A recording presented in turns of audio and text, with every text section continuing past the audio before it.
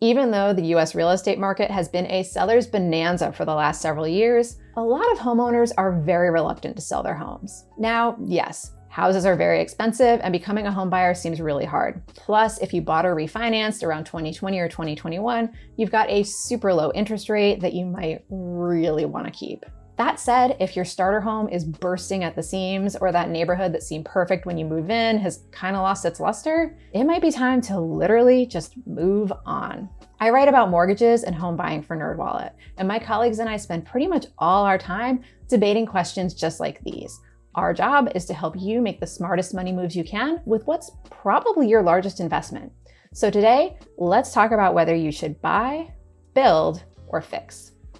First up is buying, which yes, also means selling. And if you are one of those people with a really low interest rate, if it is time to move on, you might just need to let that rate go. But one thing to bear in mind is that home prices have risen rapidly over the past few years. So unless you are seriously downsizing or moving to a much less pricey area, you may be looking at a larger mortgage with a higher interest rate. That said, those rising home prices are also in your favor as a homeowner. When you sell your house, you're much more likely to make a substantial profit, and then you can use those funds to reinvest in your next home.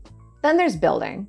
It feels like whenever I'm talking to someone about whether they should sell their home and move to a new one, at some point they'll say something like, homes are so expensive. What if we just bought some land and built a house? Now that does sound amazing, but that's also going to be a pretty pricey proposition. If you've seen headlines saying, new construction costs less than existing homes these days, that is genuinely true. But those are not bespoke site-built homes. We are talking about homes that are in developments, whether it's single family, whether it's condos, whether it's townhomes. If builders are making a bunch of homes at once, they can lean on economies of scale to bring you discounts. If it's just a one-off home, you've gotten rid of that completely. But the point still stands that new construction is where the deals are these days. So if you are considering selling and moving, you might want to look into new homes. One more option, fix. Yep, just upgrade the house that you are already living in. And that could take a lot of different forms. Maybe it's putting on an addition to give yourself the space that you need, or doing interior renovations to take your existing space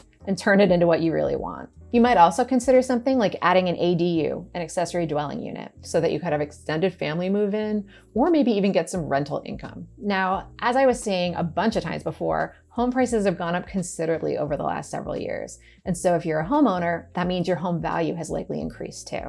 Depending on how long you've lived in the home and what market you're in, you might be sitting on a substantial cushion of home equity. So your home equity is the part of your house that you actually own. So it's the home's current value minus the amount of your mortgage. That is your equity that's truly yours, and you can borrow against it to do things like financing a big home improvement. One option for home equity borrowing is a home equity line of credit or HELOC. And lucky you, we have a ton of videos about HELOCs. So if you are considering borrowing against your home equity, you've got plenty of options for turning your regular old house into your dream home. This is a big decision and it is a lot to think about. One small step that you can take right now, download the NerdWallet app to see an estimate of your home's current value and track how it changes over time. Something else to consider, your happiness. If being stuck in a home that doesn't suit you anymore is making you completely miserable, you might decide that relieving that stress is worth a few added costs in the long run. I'm Kate Wood, and I write about mortgages and home buying for NerdWallet. Head to our website and check out our home affordability calculator to see how much you could afford in today's market. But while you're here, like and subscribe for more.